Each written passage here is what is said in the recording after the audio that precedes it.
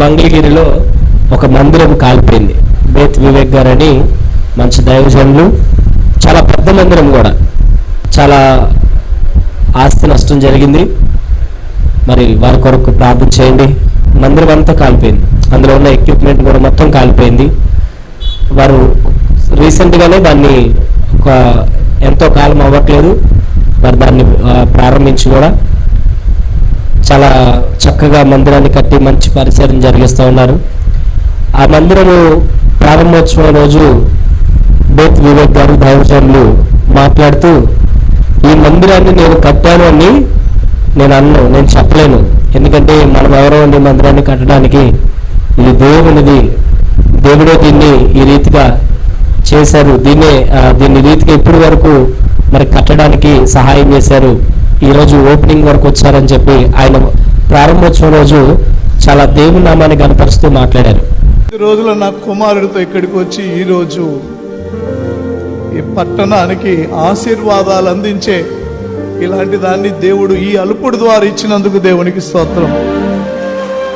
ఇది నేను కట్టాను అనే పదం నా నోట్లో పొరపాటుని కూడా రాదు, ఎందుకంటే కట్టడానికి మనం ఎవరమండి? ఇది మన వల్ల అయ్యే పనా చెప్పండి? ఒక అనామకుడు తృణీకరించబడి అవమానాలు, నిందలు, అవహేళనలు ఎదుర్కొన్న ఒక అడ్రస్ లేని ఒక వ్యక్తి ఈరోజు ఈ పట్టణానికి ఆశీర్వాదకారుడిగా మార్చింది ఒక అయినప్పటికీ కూడా ఎందుని బట్టి ప్రమాదం జరిగిందో, ఎందుని బట్టి నష్టం జరిగిందో తెలియదు, కానీ నిజంగా వారి హృదయాలు ఎంతో కలవరపడి ఉంటాయి. అలాంటి ప్రమాదం జరగడం కూడా ఆ సేవకులకి తీరిన లోటు, చాలా భయంకరమైనటువంటి వేదన, దుఃఖాన్ని కలిగజేసినటువంటి సంఘటన. అయినప్పటికీ కూడా ఈ దినాన్న ఆదివారం ఆరాధన ఆ కాంపౌండ్లోనే, బయట కాలిపోయిన స్థలంలోనే వారు స్టే చేసుకొని ఆరాధన చేశారు. నేను దాన్ని లైవ్లో చూశాను. ఆ లైవ్ చూసినప్పుడు నాకు చాలా సంతోషం కలిగింది. ఏంటంటే చాలామంది ఒక క్రమంగా ఆ మందిరంలో కొన్ని వందల మంది ఉంటారు, వారందరూ కూడా ఒక క్రమంగా చక్కగా ఎండలోనే కూర్చున్నారు. వారి ఎండలోనే చక్కగా కూర్చొని కింద కూర్చున్నారు. చాలా మంది, కొంతమంది కుర్చీల్లో కూర్చున్నారు. పురుషులు చాలా వందల మంది కింద చక్కగా నేల మీద కింద కూర్చొని వారు ప్రభువుని ఆరాధన చేశారు. నిజంగా నాకు చాలా సంతోషం అనిపించింది.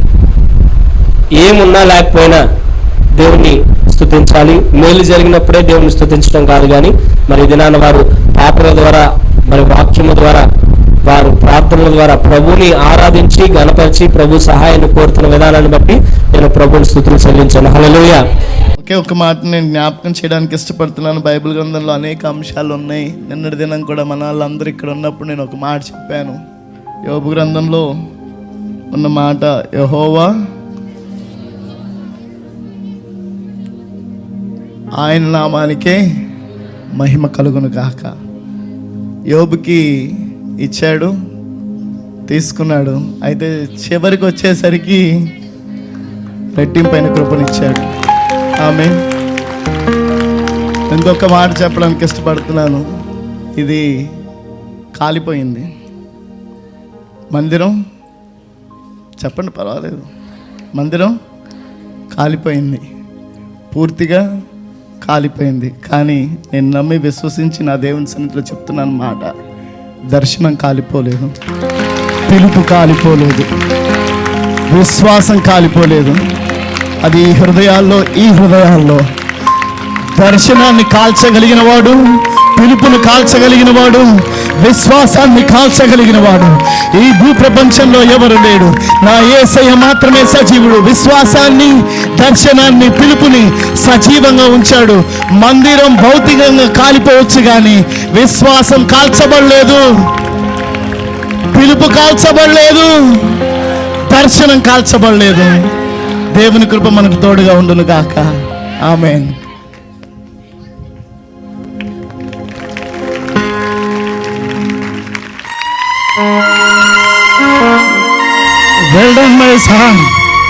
ఎక్కడో జరిగిన విషయం మనకి ఎందుకండి, ఇప్పుడు దాని గురించి మన మందిరాల్లో ఎందుకు మాట్లాడుకోవాలనుకోవడానికి వీలు లేదు.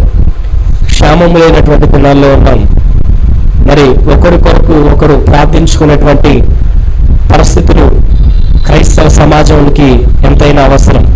మన ప్రార్థన అవసరతలు మరి ఆ సంఘం కొరకు మనము ప్రార్థన చేయాలి, సేవకుల కొరకు కూడా మనం ప్రార్థన చేయాలి. కాబట్టి చిన్న ప్రార్థన ఆ మందిరం కొరకు ప్రార్థన చేద్దాం. మరలా ఆ మందిరం అద్భుతంగా దేవుడు తిరిగి నిర్మించునుగాక, వారి దుఃఖాన్ని రెట్టింపు ఆనందంగా మార్చునుగాక. వారి కొరకు చిన్న ప్రార్థన చేద్దాం. ప్రేమ గల తండ్రి, కృప కలిగిన మా యేసయ్య నీకు వందనాలు. మంగళగిరిలో జరిగినటువంటి అయా ప్రమాదాలను బట్టి నీ సన్నిధిలో ప్రార్థిస్తున్నాం ప్రభువా. అయా నీ అనుమతి లేకుండా ఏది జరగదు. నీ మందిరము ప్రభువా ఎందును బట్టి అయా తన ఆ రీతిగా ప్రమాదం జరిగిందో, అంత గొప్ప ఆస్తి నష్టం జరిగిందో ప్రభువా, అది వెలకట్టలేనిది ప్రభువా. ఆయన వారి బాధని, వారి యొక్క వేదనని, వారి కష్టాన్ని, వారి శ్రమని మేము వర్ణించలేము ప్రభువా.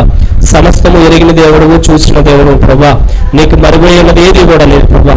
మరలా తండ్రి అయా అద్భుతమైన రీతిగా మందిరము కట్టబడినట్లు సహాయం చేయండి ప్రభువా. యేసు నామములో రెట్టింపు దీవెన చేత ఆ మందిరాన్ని దీవించమని అడుగుతున్నాం ప్రభువా. సేవకులను మీరు దీవించండి ప్రభువా, వారి పరిచయను దీవించండి ప్రభువా. అయా అక్కడ ఉన్న విశ్వాసులందరూ కూడా తండ్రి ప్రభువా మరలా తండ్రి ప్రభువా అయా ముందుకు వచ్చి ఆ మందిర నిర్మాణంలో సహకరించి ప్రభువా అయా అనేక స్థలాల వైపు నుంచి, అనేక ప్రాంతాల నుండి వారికి సహాయం వచ్చేలాగా సహాయం చేయండి. మీరే సహాయకుడుగా వారికి ఉండండి. అయా తండ్రి ఎంత వేగంగా మందిరము పాడైపోయిందో, కాలిపోయిందో ప్రభా, అంతే రెట్టింపు వేగంగా అయా ఇంకనూ సుందరమైనటువంటి మందిరము వారు కట్టుకొని దాని ద్వారా నిన్ను ఆరాధించే కృపను దయచేయమని నీకే వందనాలు చెల్లిస్తూ యేసయ్య అతి పరిశుద్ధ నామాన్ని బట్టి అడిగి వేడుకొనిచున్నాను తండ్రి. ఆమేన్.